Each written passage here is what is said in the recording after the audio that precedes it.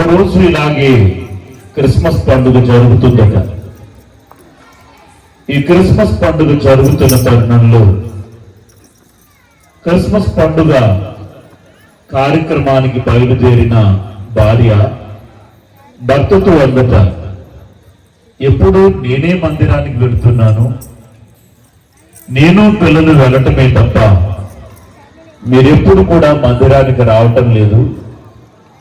కనీసం ఈ పండుగ రోజునైనా మీరు ఈ క్రిస్మస్ లోనికి వచ్చి ప్రభుని ఆరాధించండి, కుటుంబం అంతా కలిసి దేవుని ఆరాధిద్దామండి అని చెప్పి భర్తను కోరింది భార్య. భర్త ఎప్పటి వలె విసుగుగా, మీరు పిల్లలు వెళ్ళండి, నేను రానులే అని చెప్పాడు. దానికి భార్య మరింతగా భర్తతో మాట్లాడుతూ, అయ్యా, పండుగ రోజులు కూడా దేవాలయానికి రానుంటున్నావు. యేసయ్య మన కొరకు దివిని విడిచి ఈ భూలోకానికి వచ్చాడు. ఆయన దేవుడయ్యుండి కూడా మనుషునిగా ఈ లోకంలో ఉద్భవించడం జరిగింది. కాబట్టి మన కొరకు దేవుడే సృష్టికర్తగా ఉన్నటువంటి మహా గొప్ప ప్రభు శిశువుగా నరావతారిగా ఈ లోకంలోనికి వచ్చాడు. ఆ దేవుని ఎడల కనీసం కృతజ్ఞత మనం కనపరచకపోతే ఎలా అని భార్య 4 మాటలు భర్తతో మాట్లాడుతుంది. దానికి భర్త కాస్త హేళనగా, మనుషులను రక్షించడానికి దేవుడు నరుడవ్వాల్సిన అవసరమే వచ్చిందే పిచ్చిదానా? దేవుడు నీ కొరకు నా కొరకు మనుషుడిగా మారాడు అని చెప్తున్నావు. అలా మారాల్సిన అవసరం ఏమొచ్చింది నిన్ను నన్ను రక్షించడానికి అని తనదైన శైలిలో హేళనగా మాట్లాడి, నేను రాను గాని నీ వెలుపు అని భార్యను కసిరాడు. భర్త ఒక్కడే ఇంటి దగ్గర ఉండిపోయాడు. భార్య బిడ్డలను తీసుకుని మందిరానికి వచ్చింది. క్రిస్మస్ కార్యక్రమంలో భార్య బిడ్డలు ఉన్నారు, ఇంటి దగ్గర మాత్రం తానొక్కడే ఉన్నాడు. అది ఇలాగే మంచు కురిసే కాలం. అయితే బయట చాలా మంచు పడుతుంది. ఆ మంచు, ఆ వాతావరణానికి తాళలేని కొన్ని పక్షులు ఆ ఇంటిలో గమనించి, అయ్యో పాప పక్షులు బయటే ఉండిపోయాయి, ఇవి కిటికీ గుండా రావటానికి, అద్దాల గుండా రావటానికి ప్రయత్నం చేస్తూ ఉన్నాయి కానీ రాలేకపోతున్నాయని చెప్పి వెంటనే లేచి ఆ పక్షులను తన ఇంటిలోనికి ఆహ్వానిద్దామని చెప్పి అతడు వెంటనే తన తలుపు తీసి ఆ పక్షులకు సైగ చేస్తున్నాడు. మరి మాట్లాడితే అర్థమవుద్దా చెప్పండి? అర్థం కాదు. కాబట్టి సైగ చేస్తున్నాడు, ఇదిగో ఇలా రండి, ఇలా రండి, అలా కాదు, ఇదిగో మీకు ఒక తలుపు తీసేది, రండి ఇలాగా అన్నాడు. వీడి విపరీతమైన శ్రేష్టలు చూసి ఆ పక్షులు ఇంకా దూరంగా పారిపోయాయి. ఏంటి, నేను ఇంట్లోకి పిలుస్తుంటే ఇవన్నీ పారిపోయాయి అని చెప్పి మరలా వచ్చి పండుకున్నాడు. ఈలోగా పక్షులు మరలా ఆ అద్దాల దగ్గరకు ఇంటి లోపలికి రావాలని చూస్తున్నాయి కానీ రాలేకపోతున్నాయి. ఈసారి కూడా ప్రయత్నం చేద్దాం అని చెప్పి గబగబా వెళ్ళి తలుపు తీసి నెమ్మదిగా ఇలా సైక్ చేస్తున్నాడు, రండి తలుపు తీసా, రండి. ఇలా ఆ పక్షులను తన ఇంటిలోనికి ఆహ్వానించి బయట మంచు నుండి రక్షించి కాపాడాలని, అతడు వాటిని ఇంటి లోపలికి రప్పించాలని సైకిల్ చేశాడు, పిలిచాడు, తలుపులు తీశాడు. ఎన్ని ప్రయత్నాలు చేసినా పక్షులు మాత్రం ఇంకా బెదిరి దూరం అయిపోతున్నాయి తప్ప ఇంట్లోకి మాత్రం రావటం లేదు. ఇక ప్రయత్నం చేసి ఇసుకు ఎత్తుపోయి చివరకు ఒక నిర్ణయానికి వచ్చాడు మనస్సులో. ఈ పక్షులు నేనేం చెప్పినా వాటికి అర్థం కావటం లేదు, ఏం చేసినా వాటికి అర్థం కావటం లేదు. వాటిని రక్షిద్దామని నేను ఎంత ప్రయత్నం చేసినా విఫలమైపోతున్నాను. వాటిని నా ఇంటిలోనికి తేవాలి అంటే ఒకటే మార్గం, నేను కూడా ఒక పక్షిలా మారితేనే తప్ప వాటిని నా ఇంటిలోనికి నేను తీసుకురాలేను. నేను కూడా ఒక పక్షిలా మారితేనే నేను చెప్పేదేంటో చేసేదేంటో, నేను వాటిని రక్షిద్దామనే మనస్సుతో ప్రయత్నం చేస్తున్న ప్రయత్నం ఏంటో వాటికి అర్థం అవ్వాలి అంటే నేను కూడా ఎలా మారాలి? పక్షిలా మారితేనే కానీ ఇది సాధ్యం కాదు అని మనస్సులో ఒక్కసారిగా అతడికి అనిపించింది. ఎప్పుడైతే అతని మనస్సులో ఈ మాట అనిపించిందో, క్రిస్మస్ పండుగకి వెళ్ళిపోతూ భార్య చెప్పిన మాట అతని చెవులో మారు మోగుతుంది. ఏంటో తెలుసా? నిన్ను రక్షించడానికి దేవుడు కూడా మనుష్యుడయ్యాడు.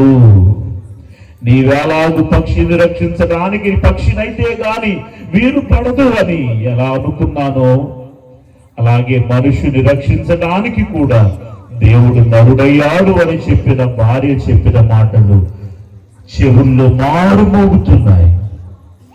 వెంటనే నా దేవుడు కూడా నరులను రక్షించడానికి ఇందుకే దేవుడయ్యాడు, మానవుడయ్యాడు అన్న మాట అని చెప్పి వెంటనే స్నానము చేసి బయలుదేరి పండుగకు బయలుదేరాడు. చపలు కూడా దేవుని మైపడుతున్నాడు. పిల్లల ఈవేళ అనేకులు ప్రభు జన్మాన్ని అపార్థం చేసుకుంటున్నాడు. మానవుని రక్షించటానికి ఆయన మనుష్యునిగా ఈ లోకములోనికి ఉద్భవించాడు. అలా ఉద్భవించి మానవునికి రక్షణను, మోక్షమును, శాంతిని, సమాధానాన్ని తెచ్చిపెట్టాడు అనే సంగతిని బహాటముగా ప్రభు వాక్యమును బట్టి నేను మీకు తెలియజేస్తున్నాను. ఈ రాత్రి 7 మాటలు చెప్తాను, 7 మాటలు గుర్తు చేస్తాను, వినండి. పిల్లరా, క్రిస్మస్ లో లేక క్రీస్తును ఆరాధించుటకు ఇక్కడకు మనం అందరము చేరాం. ఇక్కడకు చేరిన మనం అందరము ఈ క్రిస్మస్ లో ఏం చేయాలి? అసలు ఏం చేయాలో ఒక 7 మాటలు నేను చెప్తాను, వినండి. క్రిస్మస్ లోనికి వచ్చిన మనం, ఈ క్రిస్మస్ పండుగను ఆచరిస్తున్న మనం ఏం చేయాలి అని అంటే, మొదటిది సంతోషించాలి. సంతోషించటమే క్రిస్మస్. ప్రియులారా, ఇక్కడకు చేరిన మనం, ఈ క్రిస్మస్ లో ఉన్న మనం అందరం కూడా సంతోషించాలి. సంతోషించటమే క్రిస్మస్. ఈవేళ నన్ను తిరిగి ఒక ప్రశ్న మీరు అడగవచ్చు. మేము ఎలా సంతోషంగా ఉండగలం? వ్యాధితో ఉన్నాను, నేను ఎలా సంతోషంగా ఉండగలను? సరైన ఉద్యోగం లేదు, నేను ఎలా సంతోషంగా ఉండగలను? వివాహం ఇంత కాలమైంది, సంతానం లేదు, నేను ఎలా సంతోషంగా ఉండగలను?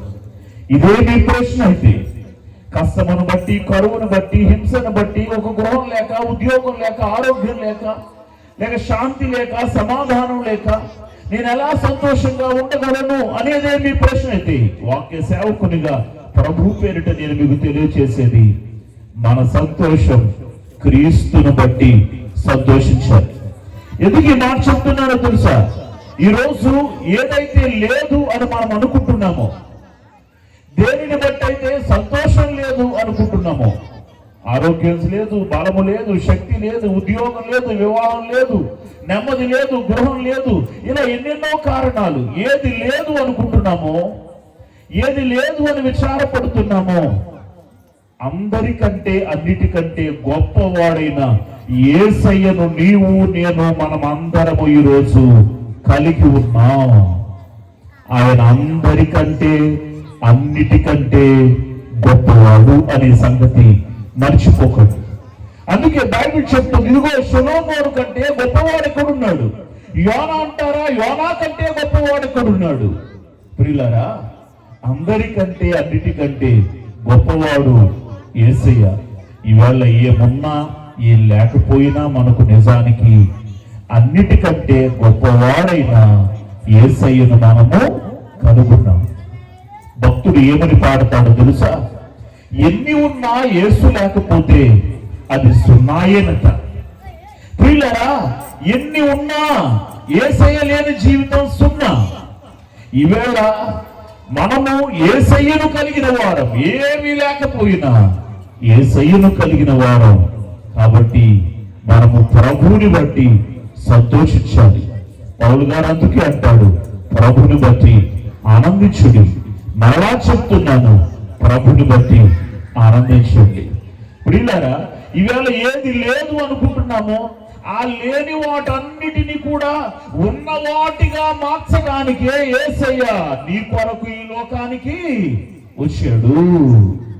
కాబట్టి ఏ రక్షణ లేదని, ఏ శాంతి లేదని, ఏ సమాధానం లేదని, ఏ ఆదరణ లేదని, ఏ ఓర్పు లేదని, ఏ రక్షణ లేదని, ఏ మోక్షం లేదని నీవు చింతపడుతున్నావో, వీటన్నిటి నుండి నిన్ను నన్ను రక్షించడానికి యేసుక్రీస్తు ప్రభువారు ఈ లోకానికి వచ్చారు. అందుకే దూత గాబ్రియేలు చెప్తారు, ఏమన్నా తెలుసా? ఇదిగో ప్రజలందరికీ కలుగుతూ మహా సంతోషకరమైన సువర్తమానం. ఇది మహా సంతోషకరమైన సువర్తమానం. సంతోషించటమే క్రిస్మస్ లో మనం చేయాల్సిన పని. రెండవది, సాగిల పడటమే క్రిస్మస్. జ్ఞానులైన వారు యేసు ప్రభు దగ్గరకు వచ్చి ఏం చేశారయ్యా అంటే సాగిల పడ్డారు. మత్తయి సువార్త 2:10 మనం చూస్తే జ్ఞానులు ప్రభు దగ్గరకు వచ్చి సాగిల పడటం మనం చూస్తాం. సాగిల పడ్డారు. ఎంత గొప్ప జ్ఞానులైనను ప్రభు ముందు వారు ఏం చేశారట? సాగిల పడ్డారు. సాగిల పడటం అంటే విధేయతకు చూచిన, వినయానికి చూచిన, తగ్గింపుకు చూచిన. ప్రియ దేవుని బిడ్డలారా, ప్రభు ఎదుట మనం సాగిలపడాలి. బైబిల్ చెప్తుంది, రండి యెహోవా ఎదుట సాగిలపడి నమస్కరింతుము అని. కాబట్టి మనము దేవుని ఎదుట సాగిలపడటమే క్రిస్మస్. దేవుని విడిచి ఈ భూమిలోకానికి వచ్చిన యేసు ప్రభువా అని ఆ రోజున జ్ఞానులు ఎలాగూ నమస్కరించారో, సాగిలపడ్డారు. ఈవేళ నా కొరకు అవును ప్రియులారా, దైవజనుడు దేవదాసయ్య అన్నాడు, నా తండ్రి నా కోసముయ్యాలో నరునిగా పుట్టెను ఉయ్యాలో. నా తండ్రి నా కోసముయ్యాలో నరునిగా పుట్టెను ఉయ్యాలో. దేవా, నా కోసం నీవు నరుడుగా పుట్టావు అని చెప్పి దేవుని ఎదుట సాగిలపడాలి. మనం సాగిలపడటమే క్రిస్మస్. నిండు వృద్ధుడైన అబ్రహాము సైతం ఆ దేవుని ఎదుట సాష్టాంగపడి సాగిలపడి నమస్కరించాడు. ఈ క్రిస్మస్ లోనికి వచ్చిన మనం నీ కొరకు ఈ లోకానికి దిగి వచ్చిన నీ దేవుని ముందు సాగిలపడటమే నిజమైన క్రిస్మస్. ఇక మూడవది ఏంటో తెలుసా?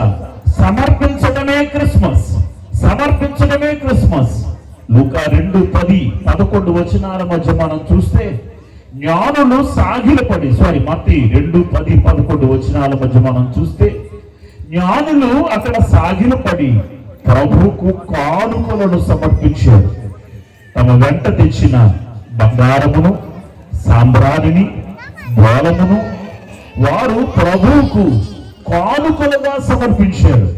ప్రియులారా, మనము సమర్పించాలి. క్రిస్మస్ అంటే ఏంటో తెలుసా? దేవునికి కానుకలను సమర్పించడమే క్రిస్మస్.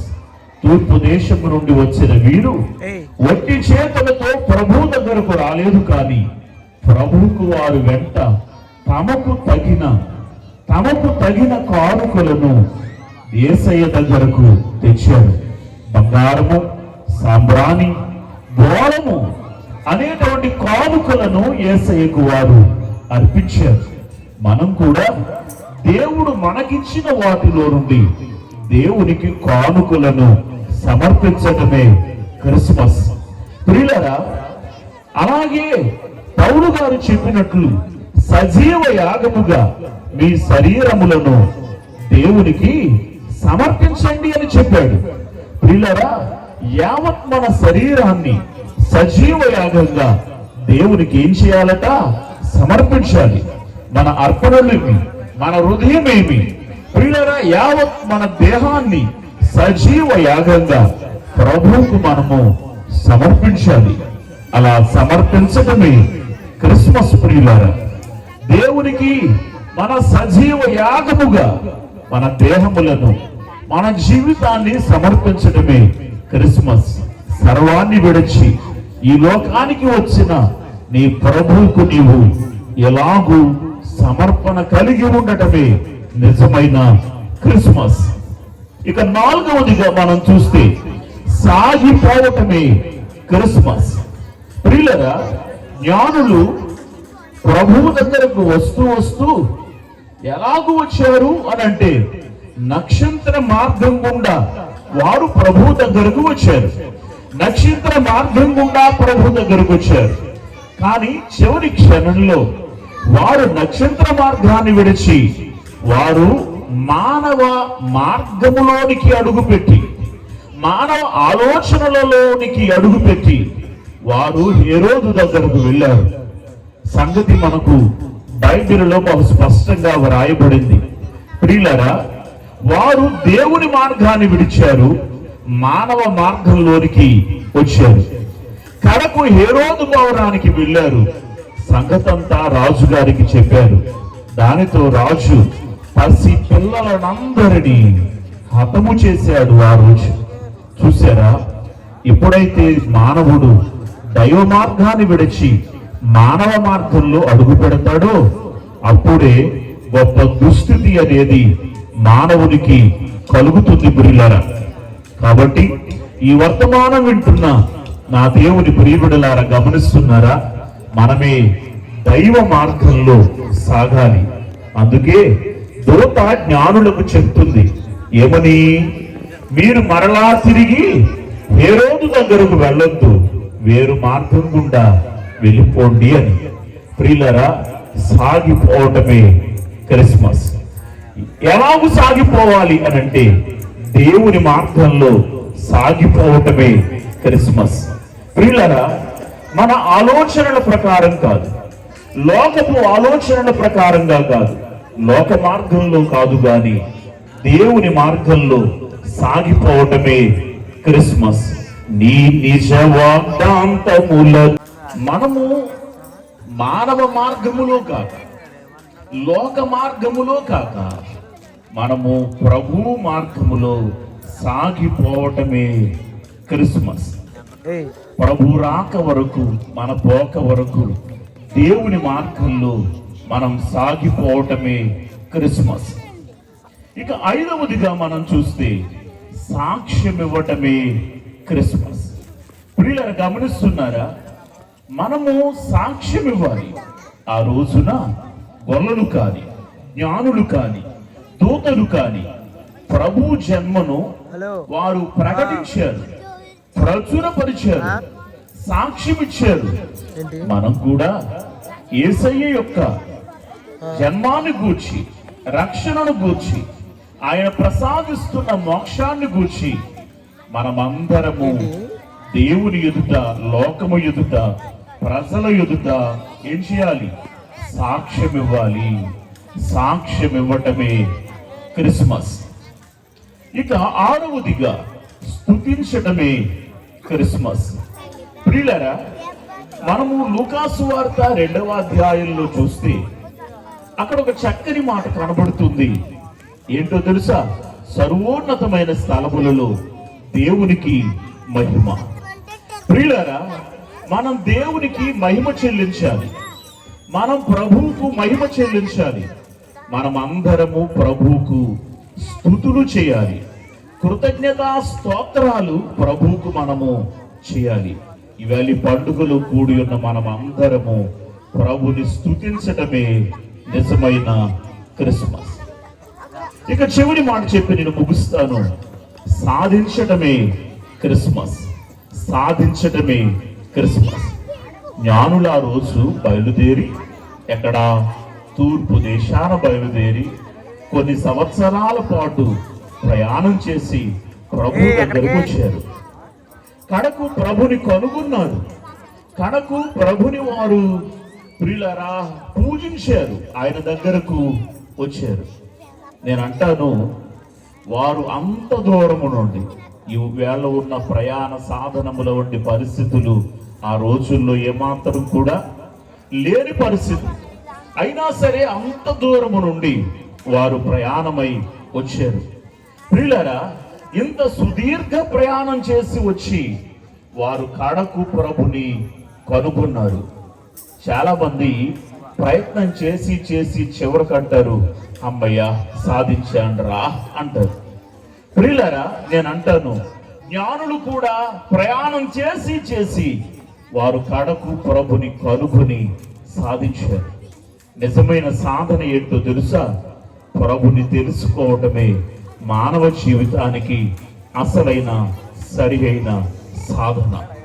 కాబట్టి ప్రభుని పూజించడమే, ప్రభుని తెలుసుకోవడమే, దేవునిగా గుర్తించడమే, రక్షకునిగా అంగీకరించడమే నిజమైన సాధన. కాబట్టి ఈవేళ మనము ఏదైనా సాధించాము అని గొప్పగా అనుకునే కంటే ప్రభుని తెలుసుకోవటం, రక్షకునిగా స్వీకరించడమే గొప్ప సాధన అయి ఉంటుంది. 7 సంగతులు మనం జ్ఞాపకంలోనికి తెచ్చుకున్నాం. మొదటిది, సంతోషించడమే క్రిస్మస్ అని, సాగిల పడటమే క్రిస్మస్ అని, సమర్పించడమే క్రిస్మస్ అని, సాగిపోవటమే క్రిస్మస్ అని. చెప్పండి ప్రియులారా, సాక్ష్యం ఇవ్వటమే క్రిస్మస్ అని, స్తుతించడమే క్రిస్మస్, సాధించటమే క్రిస్మస్. ఈవేళ ఈ క్రిస్మస్ లో ఉన్న మనం ఈ మాటలను మన బ్రతుకులకు అన్వయించుకొని ఎలాగూ ప్రభు బాటలో మనం సాగగలిగితే మన జీవితానికి ఇదే నిజమైన క్రిస్మస్ అవుతుంది. క్రీస్తు బాలుని యొక్క ఘనమైన దీవెనలు పొందుకునే యోగ్యత మనకు ప్రాప్తిస్తుంది. అట్టి మహద్భాగ్యము, దీవెన ప్రభు మనెల్లరకు ప్రసాదించును గాక. ఆమేన్. అందరూ లేచి నిలబడదామా? ప్రార్థనలో ఏకీభవిద్దాం.